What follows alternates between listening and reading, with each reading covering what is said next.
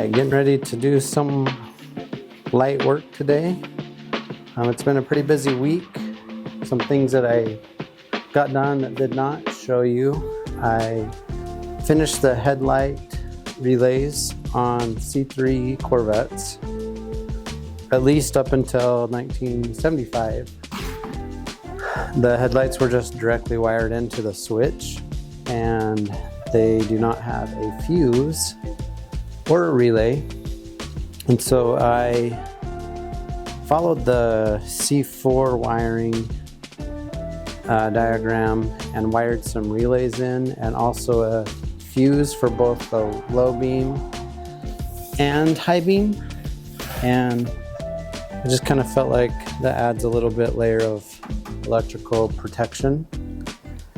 It has been running a little rough, and so I threw in a driver's side oxygen sensor, and I have since driven it 50 miles and I do not have the same symptoms. They've gone away. I do still have an engine light on, but the programming software is coming Tuesday, I think, Tuesday or Wednesday.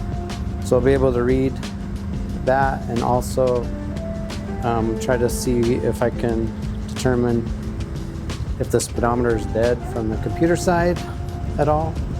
The good news is the oxygen sensor cleared up the running issue, and so it's not tied to the speedometer. So maybe I can do a GPS and just bypass the computer speedometer altogether, which may or may not be preferable.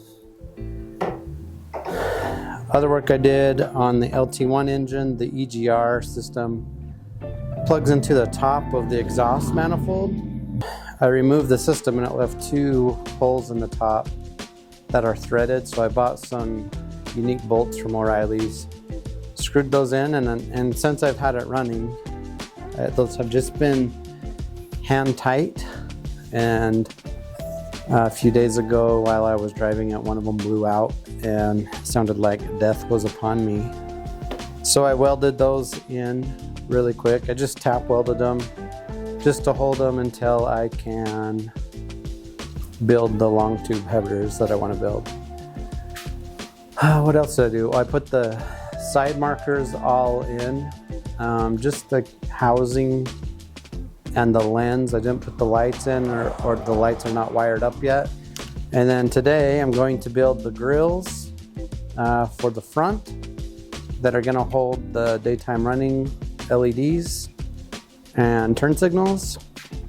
And the second thing I'm going to work on is I'm going to try to build the housing for this to go up by the center console to kind of get an idea of where I need to put it.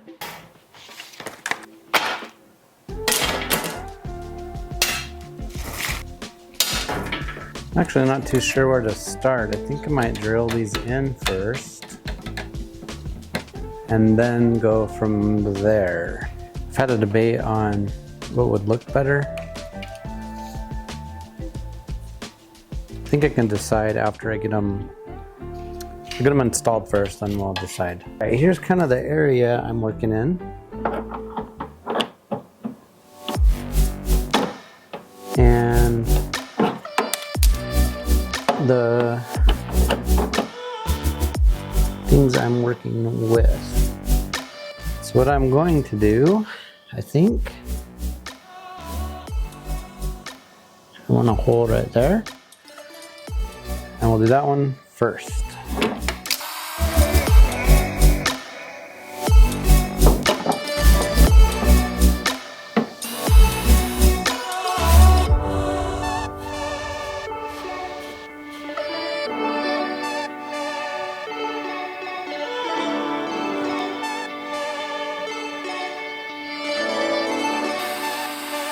Okay, now let's see how this is gonna go. If it's gonna go okay.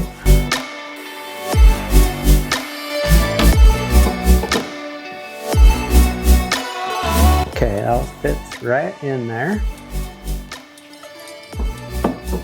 And now, let's make the mesh part of it. I think I'm gonna put the strip right here, like this. Just like that. Okay, now let's figure out the next step, which is mesh. So these didn't turn out exactly how I wanted them. I do like the mesh. Let's see, where's the fan? The fan, 5 and a fan. Let's see if that works. So now those should be on. Let's see if they're on. Ooh, they are on. Holy cow. Dude. See how those blink? That's turning left. Oh my gosh.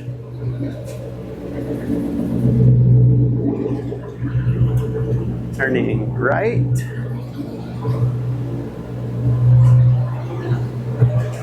Wow, that's pretty cool. I have to make them a little better though. Ah, cool. Done somewhat of a poor job showing what I'm doing. So I built these brackets, not yet. I've drilled some holes in some metal after taking some measurements. Now I'm just lining them up with the radio to make sure it's going to be 6 inches is where I'm going to have it above the gear, above the tunnel,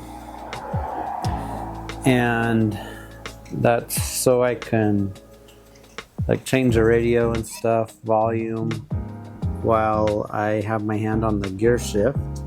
It's kind of how I want to have it. And now I'm doing my best job to line these up, but I only really need to line up this one side first. So I'm going to do that. Well, this stands up here, pretty even. Get that pretty dialed in. And then once I have it kind of dialed in, turn on this bad boy. Fairly thin metal, isn't it?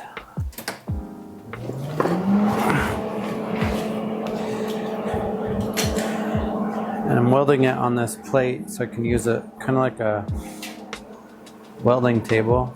Then it doesn't disturb all this crap. Looks okay. Tack it on. We interrupt this program because this came. It's the cable I needed to switch with this. I'm going to try to read the computer now. All right, pretty excited about this.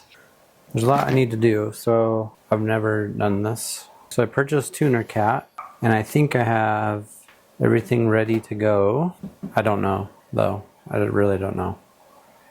Don't know how to do this. Let's see. To get started. Oh, that's pretty easy. Well, let's do that. That is securely connected with the vehicle. And it is now connected with this. Let us read the PCM. Do not interrupt.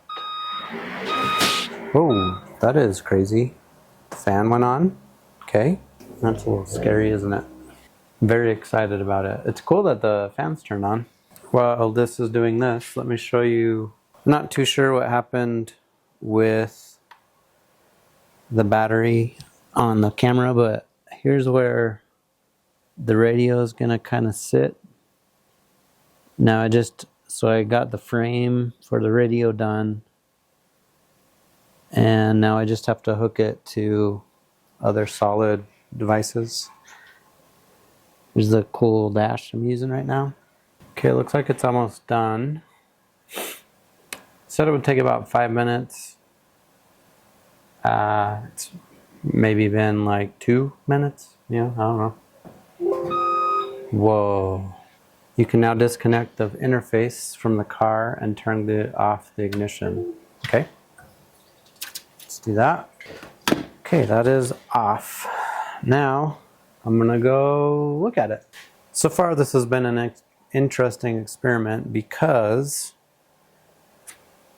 I bought this PCM 4 years ago or 3 years ago whenever I bought the engine. And I bought it specifically for a 94 Camaro manual car. Well, I just went in and looked at the speed calibration because that's the first thing I kind of want to play with. It was still set for an automatic car. It was set for a 1995 Camaro. And I find that interesting because I also had the guy like do some calibrations for my gearing and stuff, and I told him it was for a manual car and all of this, and none of that was changed. The speed calibration was significantly off. I don't know if that's going to make a difference for me as far as the speedometer not pulsating and stuff, because it just did a difference in miles per hour, and I don't know if that's going to make a difference. But what I'm going to try to do now is I want to try to read the engine code first. I don't know if I can, and I guess pretty easy to brick one of these, so I might be buying another one. I don't know. So now I'm going to load a table. This is the speedometer one I just fixed. I'm going to open it. And I'm going to do what I think you do. Program the PCM. And here it goes, nothing. I think the fans are going to come on again.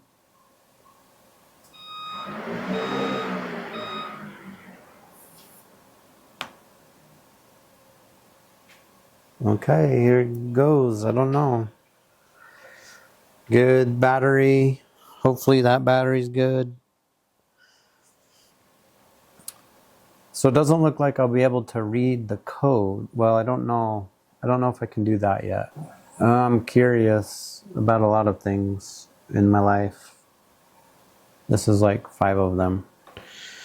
The fan's clicked on. Seems like it's a good sign. My goal for me is to keep like the computer running so it doesn't sleep. I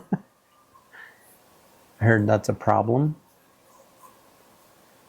So I just feel like brush the mouse every now and then no screensavers or anything dumb comes on. I don't know, pretty nervous. Oof.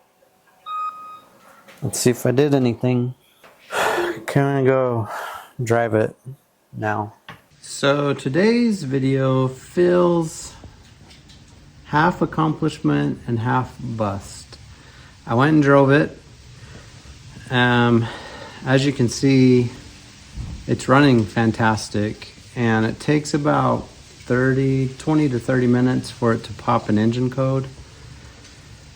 And I'm not learned enough yet to know how to read the codes on Tuner Pro or Tuner Cat. If it's even possible, I might need to get a different program to read the code. But the changing of the driver's side, what's that called? Oxygen sensor cured that issue. Second, I reprogrammed and loaded my very first little program that I changed the speed calibration on. It did not fix the speedometer, so Speedometer has problems. I want the computer to be able to understand the speed though, because in the software, it has like parameters for that. So I don't know if I just don't know enough. So we're gonna end it there. Come back, I'm gonna start maybe building the interior. Gotta do some brake work, I think, and we'll go from there. That's today's update.